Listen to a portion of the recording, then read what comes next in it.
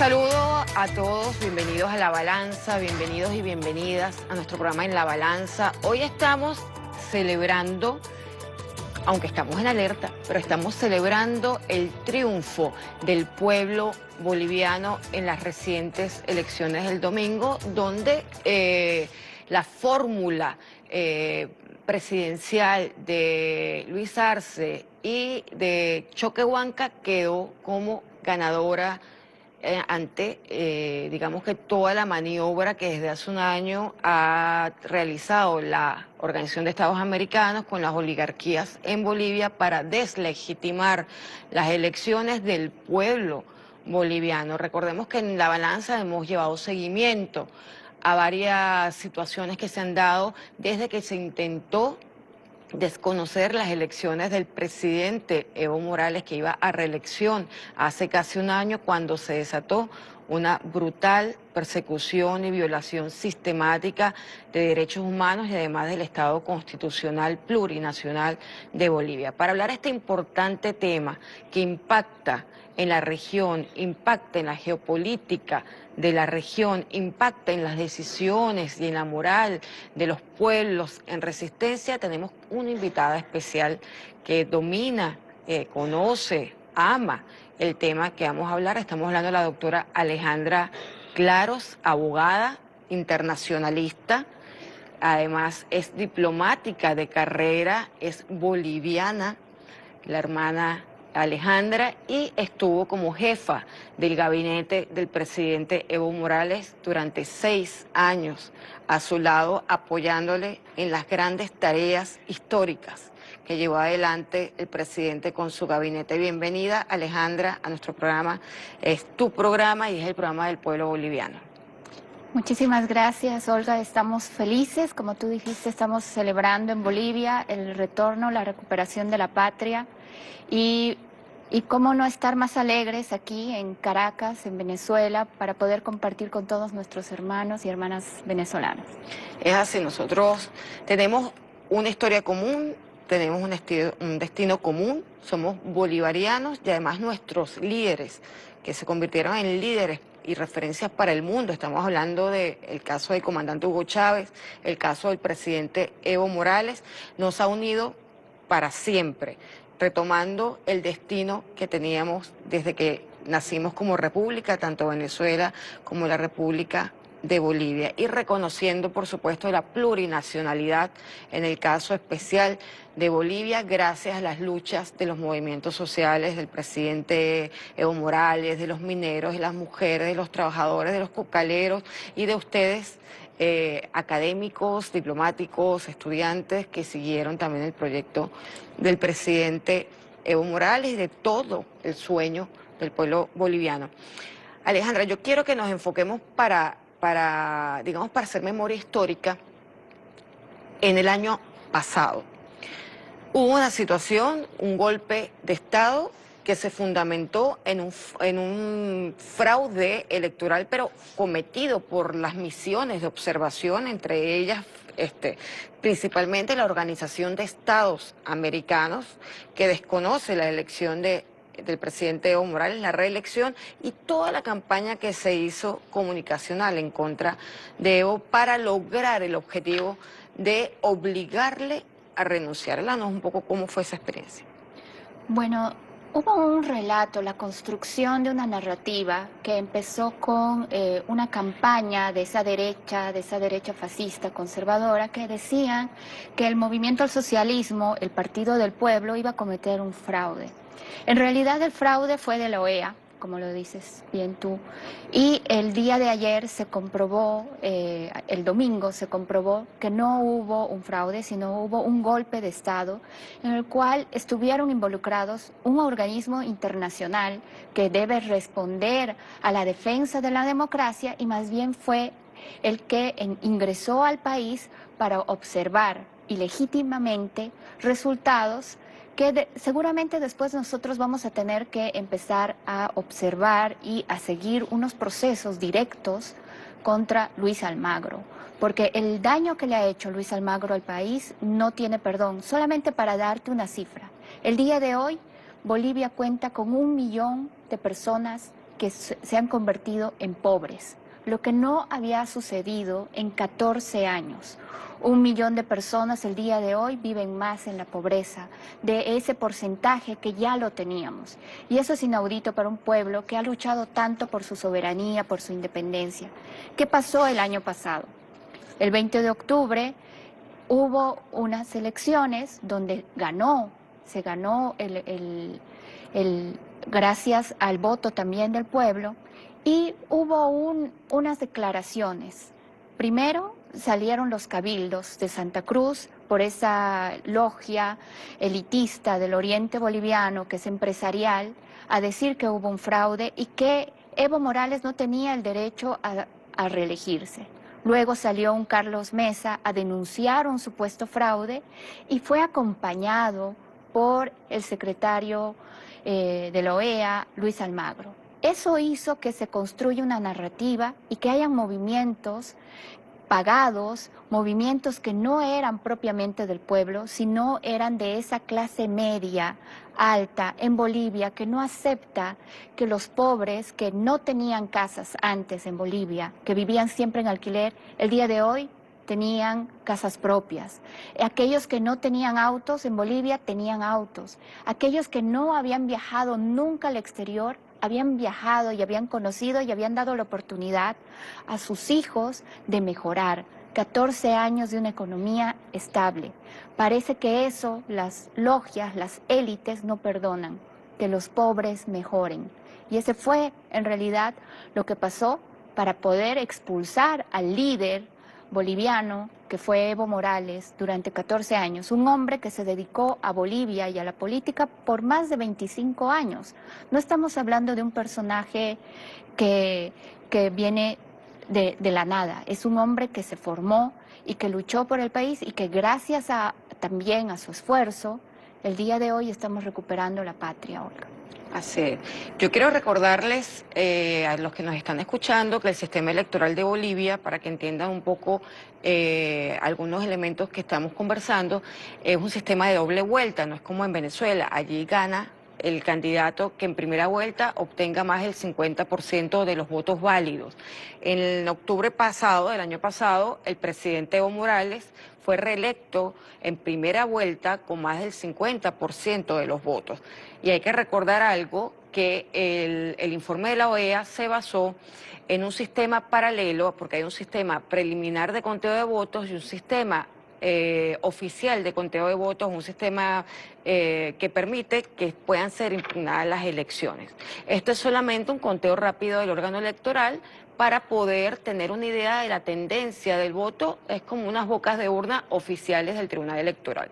Sobre esas bocas de urna fue que la OEA hizo el informe, que ese sistema preliminar no tiene, para efectos de impugnación electoral, no reviste validez jurídica, reviste validez el conteo posterior que se hace 2 días luego de la votación, que es el conteo que puede ser impugnado.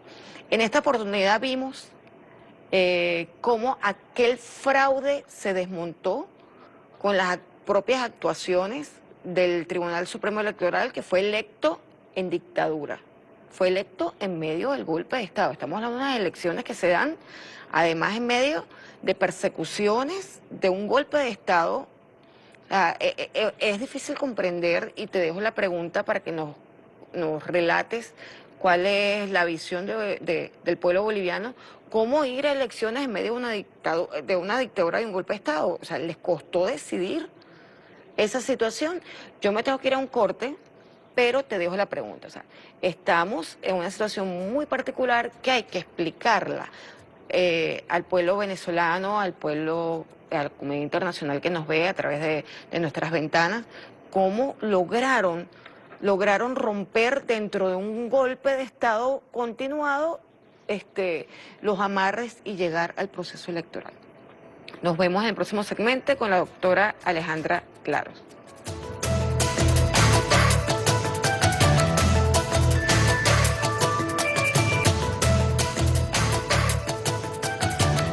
Continuamos en la balanza analizando lo que ha sido el proceso no solamente electoral, sino político en Bolivia en medio del golpe de Estado que se dio al presidente Evo Morales, la persecución que vivieron los miembros militantes de los diferentes movimientos sociales, también del partido de gobierno, el Movimiento al Socialismo, y para ello tenemos como invitada a la doctora Alejandra Claros, internacionalista, diplomática de carrera, y además estuvo al lado del compañero presidente Evo Morales como jefe de gabinete 6 años. Así que hay mucho que ella nos puede analizar desde su experiencia y desde su vivencia personal en este momento. Sí, bueno, Perdón, te dejaba la pregunta, ¿cómo tomar las decisiones en medio de las persecuciones y del golpe de Estado y digamos la persecución criminal en Bolivia? ¿Cómo tomar la decisión de ir a un proceso electoral y cómo se desarrolló esta situación? sí, me gustaría contar primero este tema de las persecuciones, porque realmente se violaron muchos derechos humanos y los pueblos latinoamericanos tienen que saber que cuando estas derechas vienen, cuando estas élites vienen a tomar el poder por la fuerza, hacen estragos, no solamente con aquellos que se dedican a la política, sino con todos los familiares. ¿Qué pasó para que Evo Morales renuncie, no? Hubieron persecuciones a todo el gabinete, persiguieron personalmente a todos ellos, muchas de sus casas se quemaron, muchos familiares fueron tomados, desnudados y expuestos ante la sociedad, desnudados O sea, físicamente. linchados físicamente y linchados moralmente. Moralmente, fueron perseguidos y en el caso de Evo Morales fue hasta humillante. ¿Por qué? Porque entraron a la habitación de donde él vivía para observar cómo vivía ese indio, ese indígena, que para ellos parece que no tienen derechos. Mostraron el shampoo, mostraban que él tenía un peine de este tamaño que era con lo que se peinaba siempre. Ese es lo que nos preguntábamos los bolivianos y nos sentíamos ofendidos, es ¿acaso las personas, los indígenas, la gente pobre, los campesinos, los originarios, no tienen derecho a bañarse? ¿Tienen que exponer eso de un ser humano? Que él se peinaba, que usaba pantalones, que tenía sacos, que tenía... ¿Y qué se vio ahí?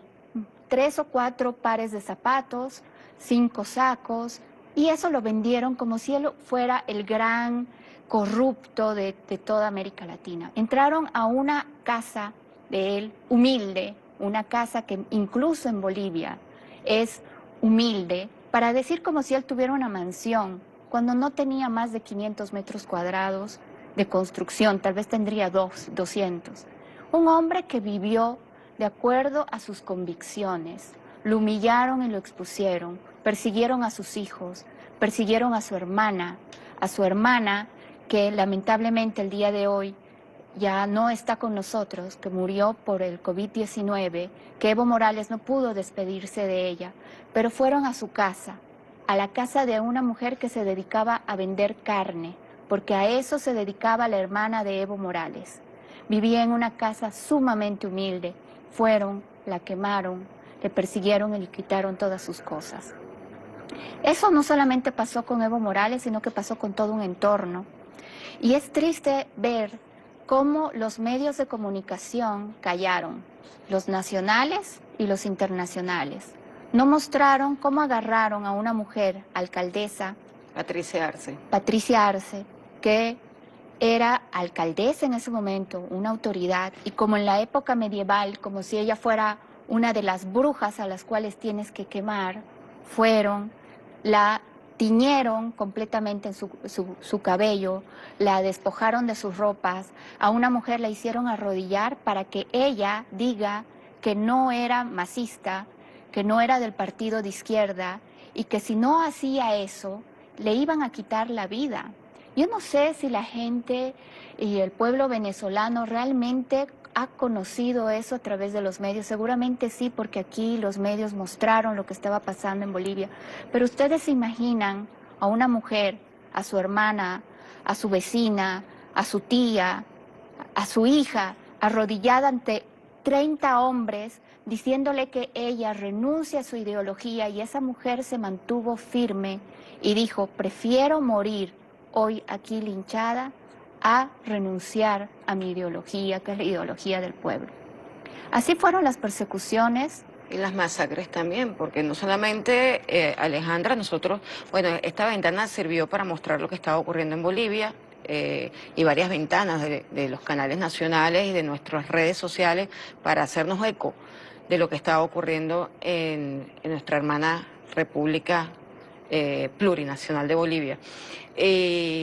Una de las, digamos que de los impactos es que no solamente a los políticos, a su entorno, sino a todo aquel que manifestara desde cualquier punto de la República iba a ser perseguido y masacrado por las fuerzas policiales y por las fuerzas militares de Bolivia. Y tenemos dos masacres porque hubo asesinatos selectivos, pero hubo masacres en pueblos determinados, que además eso escandalizó o debería haber escandalizado al mundo, porque a nosotros sí nos escandalizó.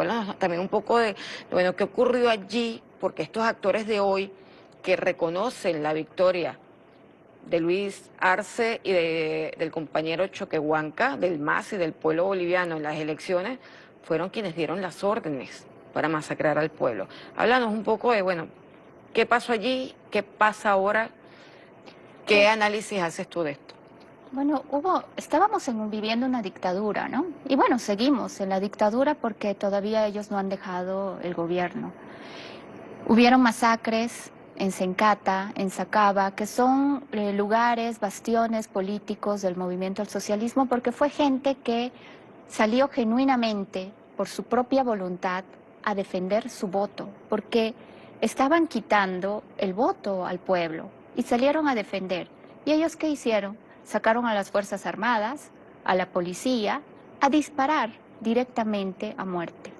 ¿Por qué? Porque querían causar miedo en la población para que ya deje de salir.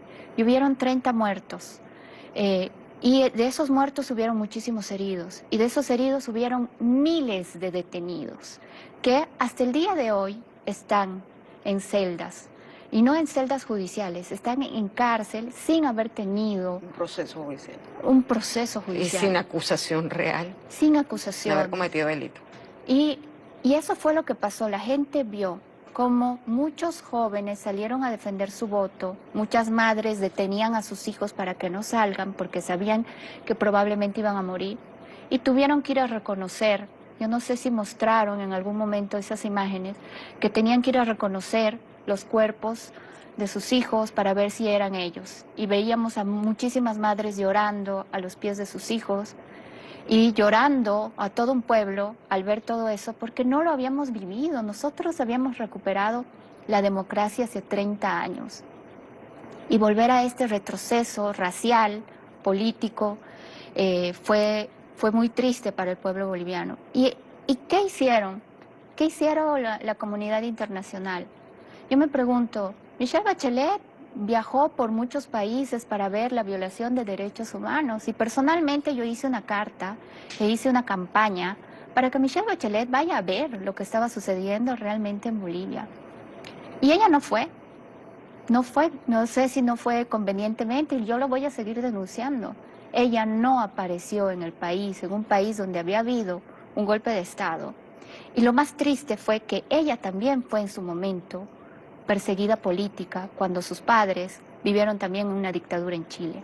Qué lástima que ella no haya aprendido de su propia vida para ir a ver realmente lo que pasaba, ¿no? Y es triste también porque ella es la que debe defender los derechos humanos, es la que está ahí para hacerlo, es la alta comisionada ante Naciones Unidas. No lo hizo, no fue, la comunidad internacional no fue, los presidentes vecinos callaron. Los únicos que se mantuvieron firmes fueron Venezuela, fue México, fue Argentina, que si no fuera por ustedes, por los hermanos pueblos, el día de hoy Bolivia seguiría luchando por su democracia. Y algo que es importante, Olga, es que tenemos que aprender de la lección de Bolivia, de lo que ha sucedido, porque Bolivia tuvo y siempre tuvo la fuerza de recuperar y de luchar, y muchos pueblos no tienen esa fuerza. Esperemos que aprendamos que cuando entran estas élites, estas clases altas, estas oligarquías que les cuesta tanto perder el poder, no entran a negociar con nosotros, no entran a decirnos que van a hacer nuestra vida mejor, entran a matarnos, entran a matar a todo aquel que piensa diferente. Eso es un gran aprendizaje. Yo creo que en estos 20 años lo hemos aprendido duramente, incluyendo ahora con el bloqueo criminal que sufre Venezuela, igual que otros países perseguidos, objetivos de Estados Unidos y sus aliados. Tú planteas algo muy importante que yo quiero que tú analices. El multilateralismo no sirvió para defender al pueblo masacrado, perseguido, humillado de Bolivia, ni al Estado boliviano como estructura institucional, porque era un golpe contra la institucionalidad. Pero te voy a dejar esa pregunta para el próximo segmento. Ahora, Bolivia, entendemos que todavía, por supuesto, no se toma posesión todavía del cargo hasta que corresponda constitucionalmente, pero ya hay temas que hay que analizar, entre ellos, cuál va a ser la posición o cuál pudiera ser la posición del Estado boliviano una vez el presidente Luis Arce, con el vicepresidente Choquehuanca y todos los electos, incluyendo la senadora Patricia Arce, tomen posesión de sus cargos. Nos vamos a ir a un corte y seguimos con la doctora Alejandra Clarós en La Balanza y continuaremos hablando con ella sobre este importante análisis y reflexión.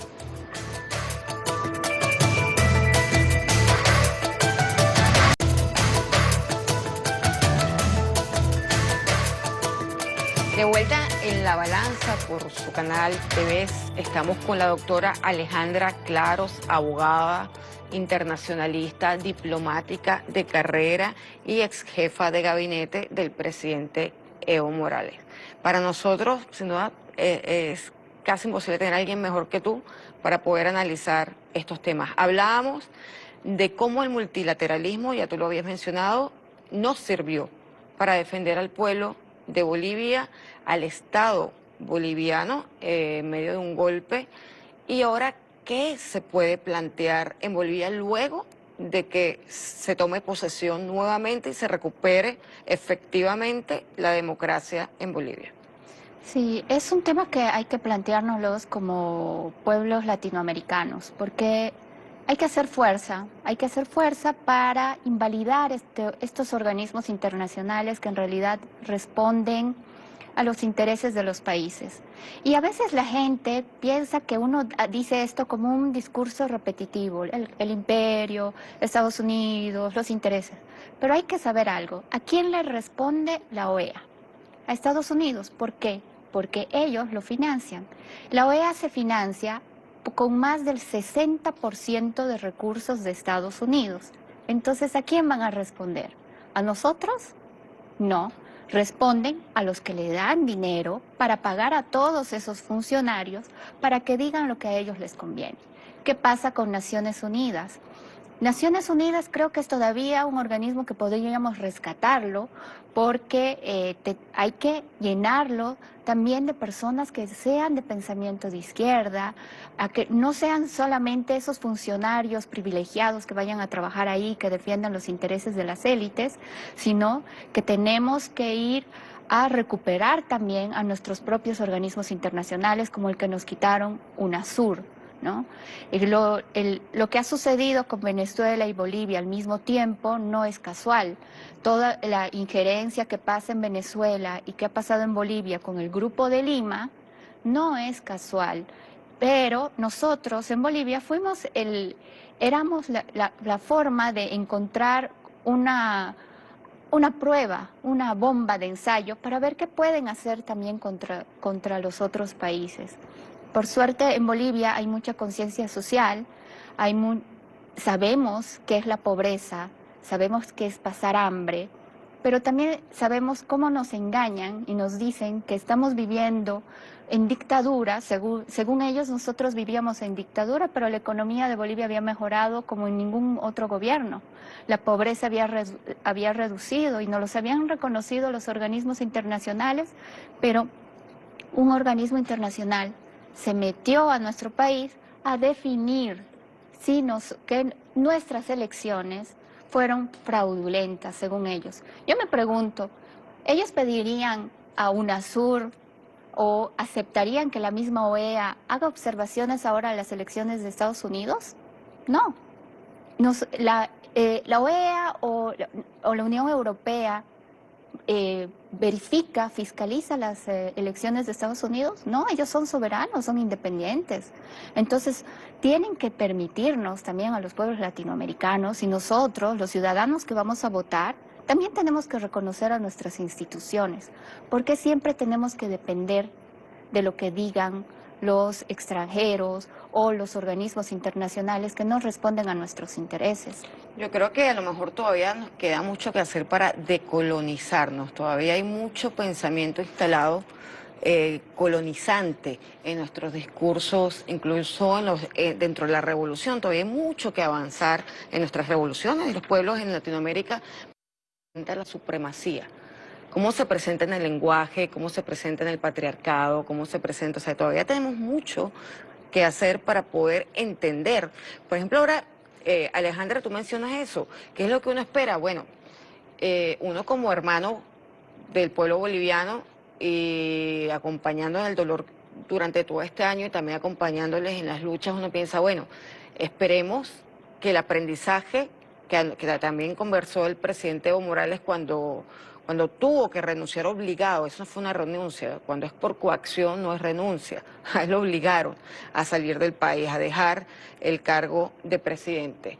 Él decía que él había confiado en la OEA, o sea, había todavía un poco de ingenuidad en el gobierno de Evo Morales, en la propia dirigencia de los movimientos en relación a esta institución. Ahora se debería plantear la denuncia del Pacto de San José, la salida definitiva de la Organización de Estados Americanos y avanzar nuevamente en fortalecer la CELAC, seguir fortaleciendo el ALBA-TCP, seguir fortaleciendo, recuperar la UNASUR si se puede y entender que Evo Morales y el comandante Hugo Chávez en ese sentido están muy claros, igual que otros compañeros en Centroamérica, compañeros revolucionarios, pueblos en resistencia, que es que hay que hacer un multilateralismo para los pueblos, diferente, bolivariano en el caso nuestro, que somos repúblicas hijas de la lucha también de Bolívar.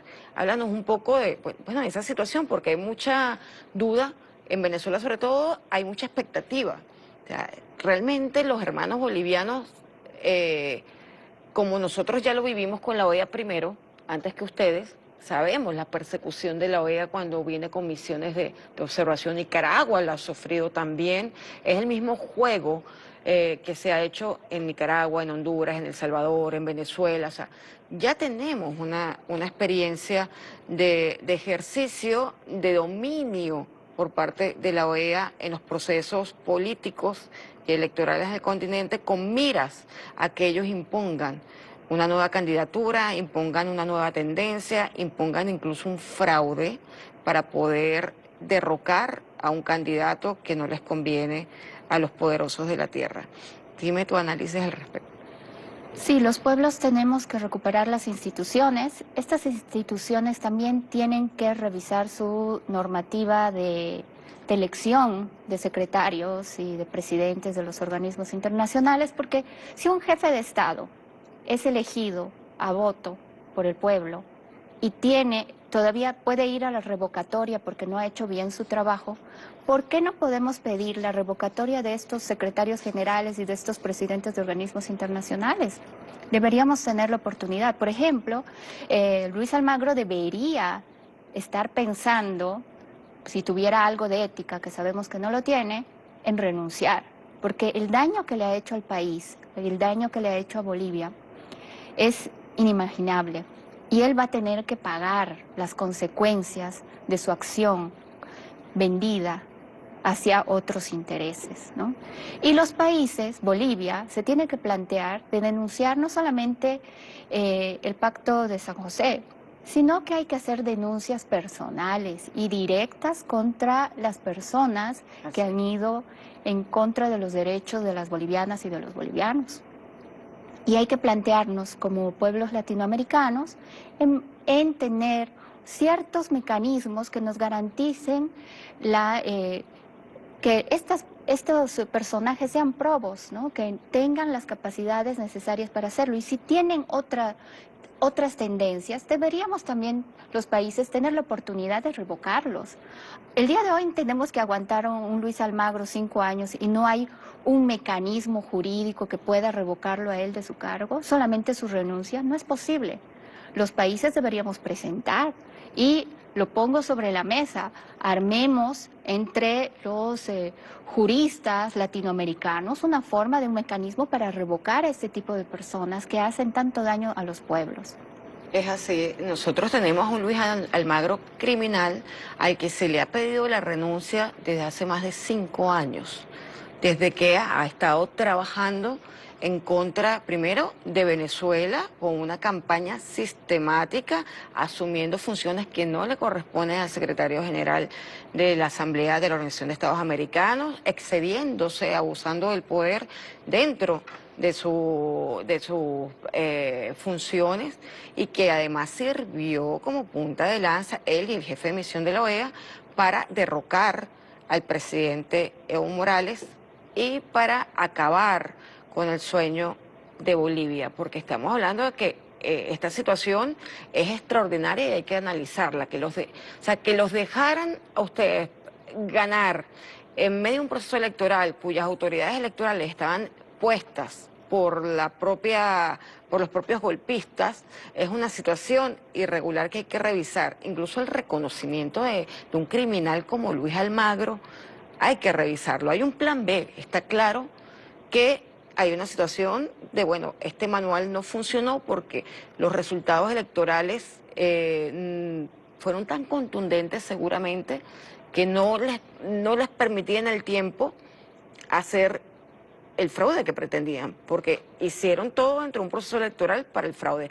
Cambios de fecha de elecciones, que eso en cualquier parte del mundo se considera un hecho irregular que pone en riesgo una elección, la transparencia de un proceso electoral, eso lo saben todos los expertos electorales, los cambios de recinto electoral a última hora, depuraciones del registro electoral que no estaban previstas, cambio del modo de voto de los electores el propio día de elección, decirle a los electores en el exterior, a la gente mayor, que no podía votar, que no debía votar, que no hacía falta votar en el exterior. O sea, hubo una cantidad de elementos, incluyendo que el presidente del Tribunal Supremo Electoral es una persona vinculada a USAID, es público y notorio y comunicacional.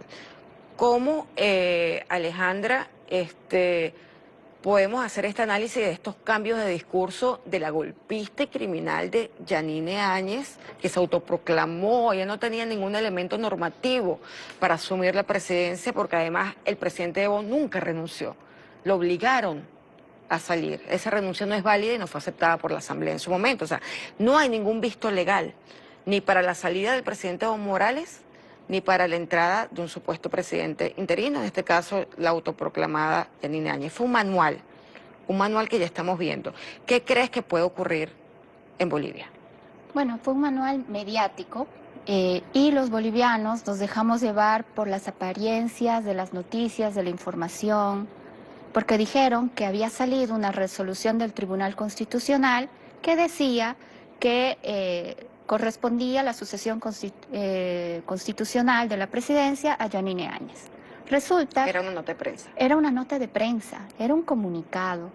Y tal vez estábamos tan en shock, todos los que yo no estaba allá, pero todos los que eran parte en ese momento, además hay que saber que estaban siendo perseguidos, muchos refugiándose en la embajada de Argentina y de México, que no pudieron responder a tiempo.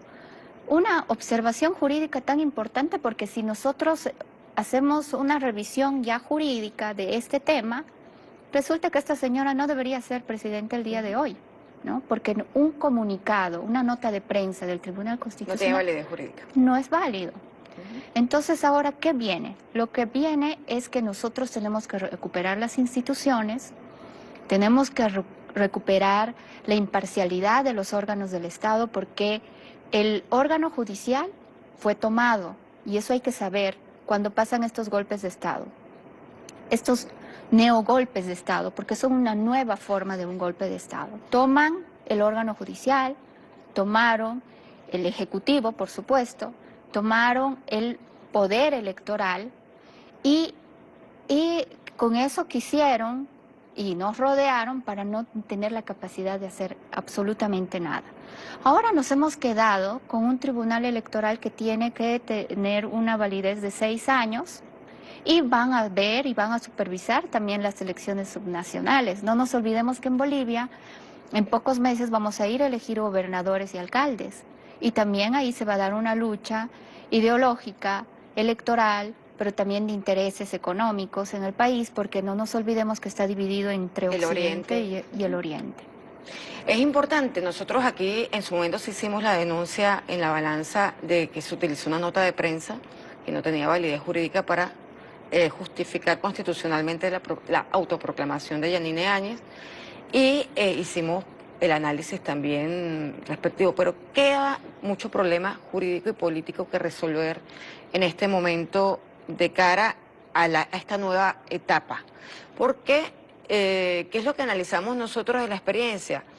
Bueno, aquí hay transnacionales interesadas en los recursos de Bolivia, en terminar de privatizar o de volver a privatizar los recursos de Bolivia, que también son importantes. Estamos hablando no solamente del litio y del gas, sino otros recursos que tiene el pueblo boliviano en su suelo y en su identidad.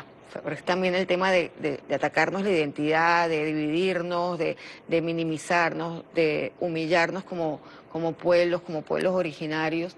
Pero lo que te iba a, digamos que a preguntar en medio de toda esta situación, Alejandra, es, se plantea una reforma, cuando lleguen se plantean alguna nueva normativa electoral, porque vienen con un nuevo plan que pudiera ser el bloqueo económico, porque las transnacionales están vinculadas al sistema financiero.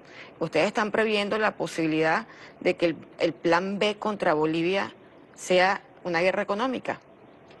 Va a ser una guerra regionalista, ¿no? Separatista, porque ya hay los indicios de esto. Santa Cruz y los líderes del Oriente ya han dicho que ellos no van a aceptar los resultados, hay que saber si realmente lo van a hacer, pero Bolivia siempre se ha jugado este tema, el tema separatista, dividir lo que es el Oriente del Occidente, y más Estamos hablando de Santa Cruz, Beni, Pando. Santa Cruz, Beni, Pando, Tarija, lo que es la Media Luna. Exacto. Y lo que es el occidente, que es la cultura indígena aymara y quechua, que es la gente que tiene otro tono de piel, porque si se debe reconocer algo en este proceso, es que la herida del racismo en Bolivia no se había resuelto, sino que estaba escondida. Y ahora nosotros tenemos que plantearnos en hacer un país que se pueda gobernar para todos y que sea gobernado por todos también. Bueno, durante el gobierno de Evo Morales se gobernó para todos y se incluyó a todos. ¿Cómo ahora va a ser diferente si siempre se hizo con Evo Morales? Siempre se hizo. Evo Morales tuvo una cercanía con el empresariado privado y eso también hay que entenderlo y analizarlo y leerlo. Evo Morales se acercó al empresariado privado, se acercó a todos esos grandes empresarios, habló, prestó ayuda para que ellos puedan crear más empleos. ¿Y qué hicieron ellos en el momento del golpe? Se volcaron. Ellos solamente se acercaban al gobierno por sus propios intereses económicos. Y les molestaba de sobremanera que en ciertas decisiones laborales, jurídicas, de beneficios sociales, sea el trabajador que obtenga de esas empresas privadas utilidades, porque el mayor auge de la economía del empresariado privado se dio en los 14 años de Evo Morales. Y Evo Morales... Así lo dice la CEPAL, además. Lo dice la CEPAL, los organismos internacionales, y lo que se decía era que así como tienen ganancias, bueno, corresponde que se dé las utilidades también a los trabajadores. Responsabilidad social. Porque la distribución de la riqueza tiene que ser así, tiene que llegar el beneficio para todos. El gobierno de Evo Morales no llegó a ser rico solamente a algunas personas, se acercó a las comunidades, se acercó a las áreas rurales.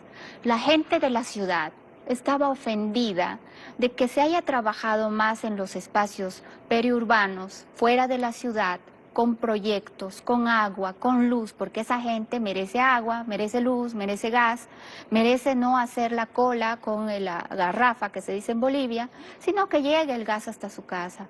Merece no ir a hacer cola por el agua, sino que le llegue el agua. Pero parece que a nosotros, a los de la ciudad, nos molesta eso, ¿no? Que la gente de afuera tenga las comodidades que nosotros tenemos en la ciudad. Eso parece que las clases medias todavía no lo perdonamos.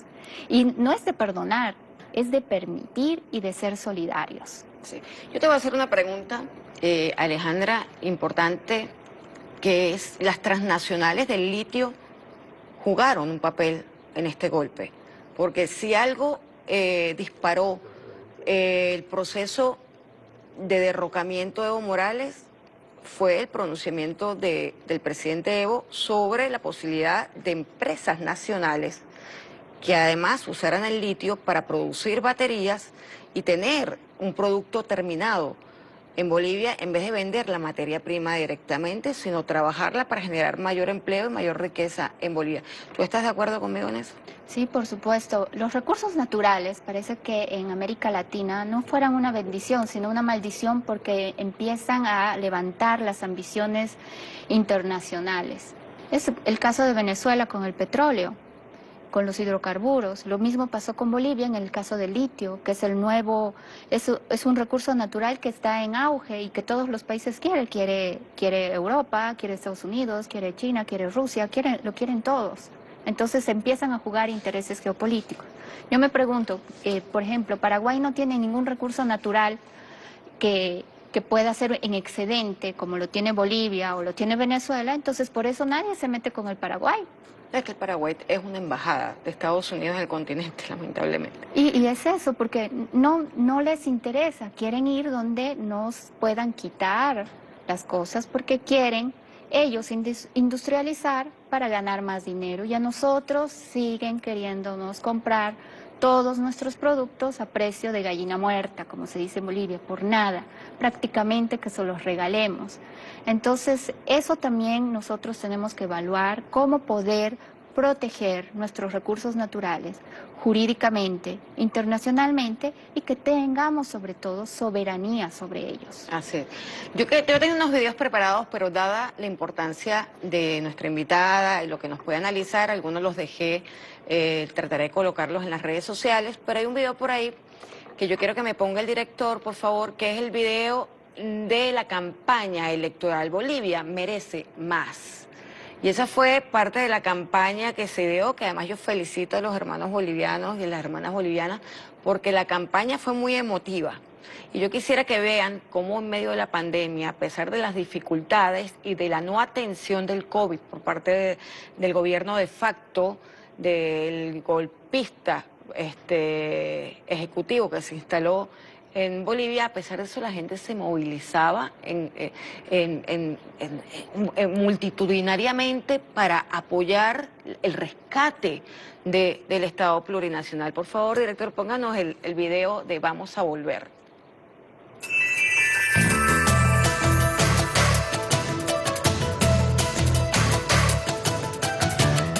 Evo Morales renunció a la presidencia de Bolivia luego de 20 días en que los bolivianos votaron en las urnas. 19 días en que los ciudadanos estuvieron en las calles, en un paro indefinido, exigiendo el respeto a su voto, luego de que la Organización de Estados Americanos y la Unión Europea cuestionaron el proceso electoral.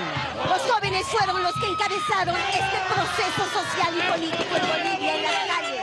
Están aquí festejando lo que consideran.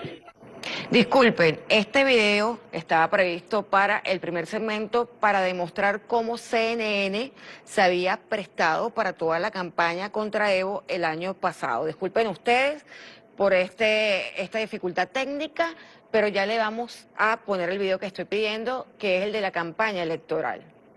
No hay video. No hay video.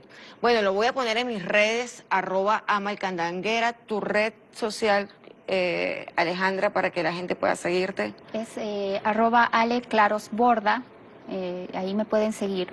O Las @Ale Claros Borda. Es importante porque además no solamente es una importante internacionalista, abogado, sino que también se ha dedicado a escribir, a hacer libros. Hizo un libro maravilloso vinculando la imagen del presidente Evo Morales con el Evo niño, con la representación de todos los niños que sueñan, como soñó Evo en Bolivia, construir un mundo diferente. Y allí en esas redes pueden encontrar información y análisis, como no, de la doctora Alejandra Claros Borda, que conoce muy de cerca toda la realidad venezolana, y esperemos que pueda pronto retornar también a Bolivia a seguir tu trabajo o a desplegarte desde tu trabajo político, diplomático, acompañando las nuevas fases duras que vienen, porque aunque estemos celebrando,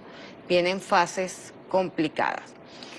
Hay un tema que también yo quisiera conversar contigo, Alejandra, que queda un poco, digamos que en la mesa. ¿Habrá justicia? ¿Qué tipo de justicia podrá haber respecto a estas personas que participaron en el golpe? Estamos hablando, además, la reciente renuncia del ministro Murillo, que militarizó, además digamos, de las persecuciones, un día electoral militarizada, las calles, pero para aterrar a los electores. O sea, ¿qué tipo de elecciones libres son esas? O sea, no es como aquí que el CEO acompaña todo el proceso electoral, pero ayudando a la gente, colaborando, apoyando a los adultos mayores, protegiendo, por supuesto, el material electoral, pero allí era para amedrentar. Háblanos un poco, ¿habrá justicia con Áñez? ¿Habrá justicia? Porque yo escuché en el discurso del presidente electo, Luis Arce, y también lo escuché del presidente Evo Morales, hoy en Argentina, que va a haber justicia, pero con reconciliación. ¿Cómo manejar eso cuando hay una herida tan profunda? Sí, los pueblos nos están pidiendo hacer justicia porque ellos fueron los que perdieron a sus seres queridos, ¿no? Ellos fueron los que salieron a las calles y muchos quedaron inválidos, muchos quedaron sin familiares. Entonces, hay que pensar bien qué es lo que se debe hacer.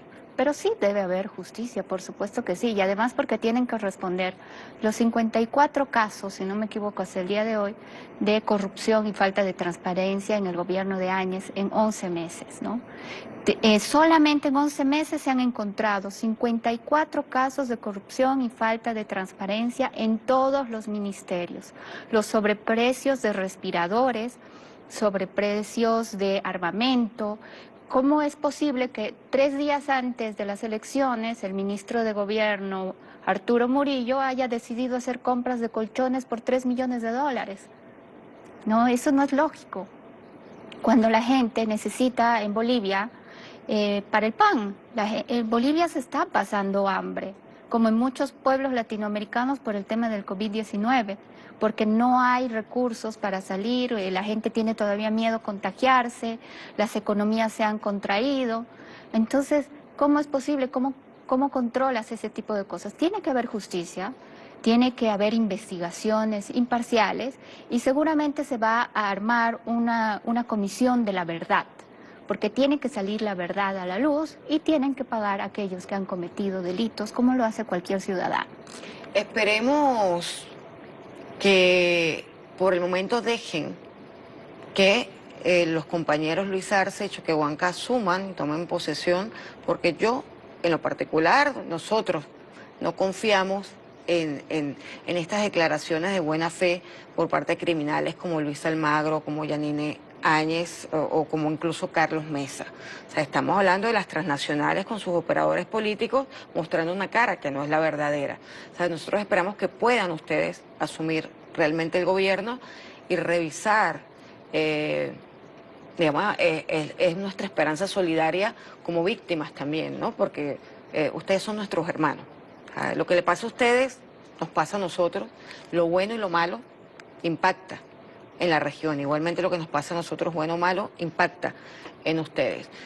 Pero esperamos, digamos, solidariamente que se pueda revisar para evitar que los militares en Bolivia vuelvan a asumir una posición entreguista a las transnacionales y a los intereses de otro Estado, que los policías no vuelvan a participar en componendas que generan además masacres, que generaron masacres. O sea, toda la institucionalidad que tiene armas para defender la dignidad del pueblo soberano se prestó para el golpe y para la persecución. Este último punto te lo dejo ya como reflexión final. Nos quedó corto el programa, yo espero tenerte nuevamente pronto, Alejandra, porque nos queda corto, no pudimos ver los videos, lamentablemente, pero yo creo que me des tu reflexión. O sea, el tema del pueblo en armas, ¿cómo hacer para revertir los intereses de clase que han seguido manejando las Fuerzas Armadas bolivianas y la policía en Bolivia, que no han entendido el papel histórico de Bolivia? Sí, las instituciones como las Fuerzas Armadas y la policía también son instituciones elitistas que han sido tomadas por esas familias y esos sectores que consideran que la clase pobre, los vulnerables, los excluidos no tienen derecho a tener, por ejemplo, una carrera militar. Ellos sí pueden ser soldados de base, la gente de clase baja, como se dice equivocadamente también, pero ellos No suben de rango. no suben de rango, porque ellos no tienen derecho a hacer una carrera militar, no tienen derecho a ser tenientes, capitanes, generales. ¿Por qué? Porque tienes que tener todavía una apariencia, que en Bolivia se habla mucho de esto, de lo blanco, de apellidos que no sean originarios, como Mamani, como Quispe, como Choquehuanca, sino que tienes que tener esos apellidos que vienen igual de las historias españolas o ingleses o en este caso yugoslavos o croatas, ¿no? Entonces hay que romper esta élite de instituciones porque los pueblos tienen que también llegar a tener una incorporación sana y constructiva. Yo solamente me gustaría terminar y decir, es importante, y tú lo has mencionado, Olga, que nosotros los latinoamericanos construyamos la identidad. Somos latinoamericanos y es algo que Simón Bolívar nos los decía. Tenemos que construir una identidad propia. Ya hemos dejado de ser parte de españoles, de alemanes, de croatas, de americanos. ¿Cómo uno puede sentirse tan orgulloso de que tu hijo ha nacido en Estados Unidos o en España o en otro lado? Tú tienes que sentirte orgulloso de que eres parte de esta tierra y así vamos a poder construir gobiernos para todos, porque es lo que nos hace falta en América Latina. Y dinos, ¿cómo queda un líder regional como Evo Morales en este momento? ¿Cuál es el papel? Evo Morales tiene que tener primero, el pueblo boliviano y los pueblos latinoamericanos tienen que tener un agradecimiento hacia él porque él ha liderizado un retorno a la patria. Él ha sido el jefe de campaña, Olga. Él ha sido el jefe de campaña, él ha trabajado desde la Argentina incansablemente y lo sé personalmente por todas las veces que se podía hablar con él y en algunos momentos me contaba que estaban en reuniones hasta las 3 de la mañana o él hablando con distintos sectores de Bolivia a través del teléfono. Y él ha sido el jefe de campaña y ha dado todo por que se vuelva a recuperar la patria. Hay que reconocerle esto. Y él tiene que volver a Bolivia en algún momento, no sabemos si va a ser ahora o después, y hay que formar nuevos liderazgos. Sí, pero también pueden retornar los liderazgos, Olga. No, los líderes no mueren hasta el día que están enterrados, y ni siquiera así. Hasta que los olvidamos. Hasta que los olvidamos, y es verdad, lo tenemos a Simón Bolívar, lo tenemos a nuestro comandante Chávez, Evo todavía está vivo en los corazones de los bolivianos y de los latinoamericanos. Seguramente va a tomar un rol distinto porque va a gobernar Luis Arce con David Choquehuanca, pero ahora es un gobierno para todos nuevamente y él seguramente también va a ser parte de eso. Nos tenemos que retirar ya. Gracias, Alejandra, por habernos acompañado. La doctora Alejandra Claros Borda, internacionalista, abogado, fue jefe de gabinete de Evo Morales durante 6 años y nos quiso acompañar hoy para compartir la alegría, la esperanza y también hacernos análisis importantes sobre lo que puede venir en Bolivia. Nosotros agradecemos al pueblo boliviano su hermandad, su solidaridad, al presidente Evo Morales, al nuevo presidente electo Luis Arce y a su fórmula David Choquehuanca, a todos los pueblos originarios de Bolivia, Jayaya, Bolivia. Nosotros estamos con ustedes en todo momento y alertas, porque ahora es que nos queda construir la identidad y reconstruir la unidad latinoamericana que ha querido ser bombardeada. Gracias a todos, gracias Alejandra por acompañarnos.